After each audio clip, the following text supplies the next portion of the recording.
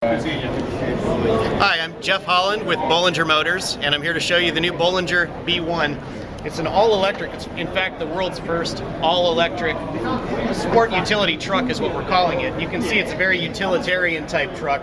What you're looking at right now is what we call the frunk or the front trunk. It obviously closes out with kind of a front tailgate or a front lift gate. This comes down, but this is for extra storage, for tools, for what have you, and it's got a unique pass-through. It's 12 feet long if the tailgate and the front gate are up, but you can put in 2x4 sheets of lumber, you can put in pipe, maybe put in some skis if you're a skier. Anyway, kind of a unique aspect of the vehicle.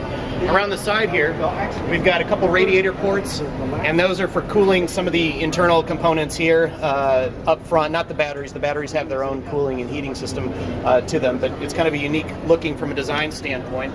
We've got BF Goodrich all-terrain mud tires on the front, and if you can get in here a little bit, up front we've got the winch. It's a 12,000 pound winch, and then we've got portal axles, which are basically inboard parts of the suspension that help with wheel articulation when you're off-roading.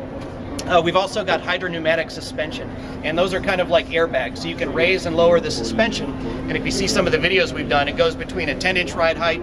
Right now it's sitting at about 15.5 inches ride height, and it can go all the way up to 20 inches, which is insane, but good for off-roading. And if you're water fjording or if you're doing any kind of off-roading or rock climbing.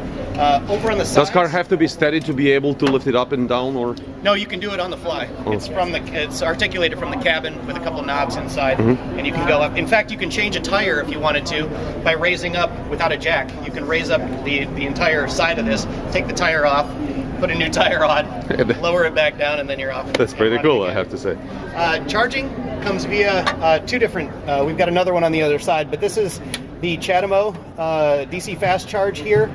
Actually, this is the J1772 universal. So this is for 110 and 220 ports, universal charging port here, and on the other side we've got the DC fast charge, which is a Chatamo system. Perfect. Inside, you want to go into the interior. Again, it's a very traditional, very classic design, both on the exterior and the interior. The seats here were designed specifically here, kind of Land Rover style. We've got billet aluminum on the pedals. Steering wheel, obviously, and then the gauge cluster is kind of a turned brushed aluminum. And if you can see over here, there's even a fuel gauge. Obviously, there's no fuel because it's an all-electric truck, but that's your charge indicator between a full charge and empty. It's got a marine-grade radio and then a bed liner spray here, so you can hose out the entire interior. If you're out off-roading and get dirty, you just hose out the interior. Here you've got the manual four-wheel locking differentials for low and for four-wheel high. Here's all the buttons for lights and other HVAC systems, and then we've got kind of a unique system here for the HVAC. So if you want to turn on the defroster, you can face it toward the window. If you want to turn on air conditioning or have the heater blowing toward you, you can reticulate it that way. Very simple and effective. Very simple, very basic. It's also got two panoramic roofs. This is kind of the steel safety cage in here. That's the only steel. The rest of the body's all aluminum and the chassis is all aluminum for weight savings. But this panoramic roof here, it's all glass. That can come out. You can actually, or you can also put in another aluminum top if you live in a desert area somewhere that's too warm. Yeah, I was thinking for the people in Arizona, exactly. Or in Texas, you would rather not to have it, maybe. Exactly. This also turns into a half cab, so this kind of comes off Jeep style. You can remove that whole thing. All the windows pop out, and the windows are sliding glass, kind of old school. No power windows, no roller windows. It's kind of old school. And again, Kind of use your muscles a little bit, but also the advantage is that they never go broke, They never break. And then we've got, you can see the flip and fold seats in the back here. So you can either take those out completely or flip and fold them out of the way. The back actually is 4 foot by 8 foot. So if you have 4x8 sheets of plywood or drywall, you can actually put those in here. How easy is to remove the back seat, let me say?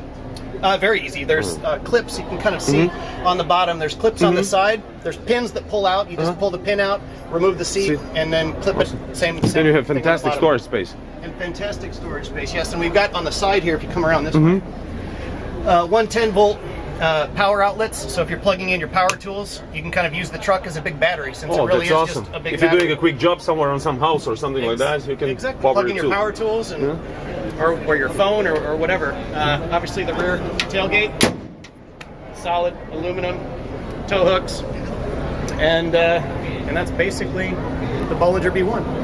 Hey Jeff, let me ask you for the end of the video. No, where are you going to manufacture this truck and when it's going to be available for So right public? now we've manufactured a pre-production unit, which is this vehicle in Hobart, New York, which is in the Catskills area of New York. Our owner is from the area and wanted to design and build and engineer a vehicle that could help him out on his farm. He has a cattle farm up in the Catskills area, which is a big mountainous area, kind of rough terrain, and he needed a vehicle for both snow plowing in the wintertime and then for his farm in the summertime. And then, so this is what he designed.